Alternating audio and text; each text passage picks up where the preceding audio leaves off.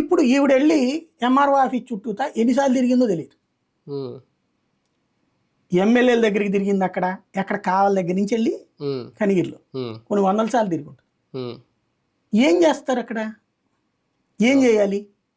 కోర్టుకి వెళ్ళాలి. దానికి అడిగితే నా జీతాలు కోర్టుల చుట్టూ పెట్టుకోవాలి. నాకు వచ్చే 15,000 రూపాయలు 25,000 రూపాయలతో నేను కోర్టుల చుట్టూ పెట్టుకుంటే ఎక్కడ వర్కౌట్ అవుతుంది నాకు?